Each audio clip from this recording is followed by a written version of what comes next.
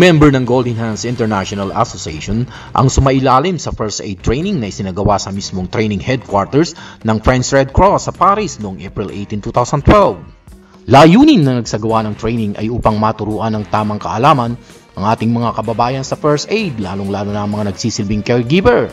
Hindi lang mga Pilipino, maging ang mga French national ay sumama sa nasabing training. Ang mga basic first aid training na itinuro ng Red Cross ay ang pagbibigay ng unang lunas sa mga batang nakalunok ng mga bagay, nalunod o nasugatan na magiging ugat ng kanilang pagkamatay. Maging sa mga taong biktima ng hemorrhage, shock, cardiac arrest, pagkahilo o pananakit ng tiyan ay tinuro din ang tamang pagbibigay ng unang lunas, lalong-lalo na ang CPR or mouth-to-mouth respiratory. Tinuruan din silang gumamit ng portable defibrillator, isang aparatos na ginagamit sa mga taong inaatake sa puso. Katapos ng isang araw na training ay pinanood ang mini-documentary kung paano maging isang ganap na volunteer sa Red Cross. Sinundan ito ng pagbibigay ng temporary certificate habang hinihintay ang original training diploma na ipapadala sa kanila ng French Red Cross. Ayon kay Lina Balmes, founder ng grupong Golden Hands International Association, ang kanilang objective sa pagsali sa training ay upang makapag-contribute sila sa French government at sa mga kababayan natin sa France. Ang objective namin kaya kami nag-training dito sa Red Cross ng French.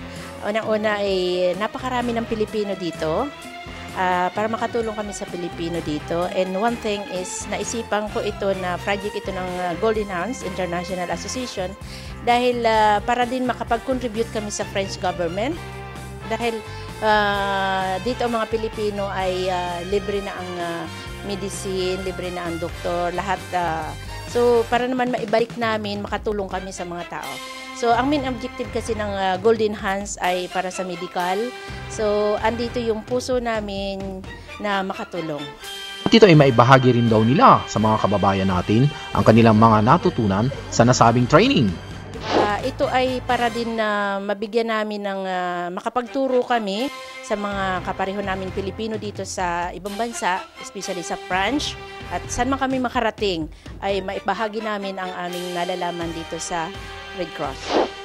Natutuwa naman si Mr. Julian Licon, trainer ng Red Cross, na isang kapaki-pakinabang daw para sa Filipino community sa France ang mga natutunan ng ating mga kababayan sa kanyang ibinigay na training seminar. La formation peut être très utile pour la communauté philippine dans la mesure où c'est très important qu'il y ait le maximum de gens formés au premier secours. Natutuwa naman ang mga kababayan natin ng lisanin ng training headquarters at dala ang pag-asa na ito ay isang malaking bagay na kanilang magagamit sa pag-a-apply sa trabaho. Mula dito sa French Red Cross Headquarters sa Paris, Richard Villanueva, Balitang Paris, reporting.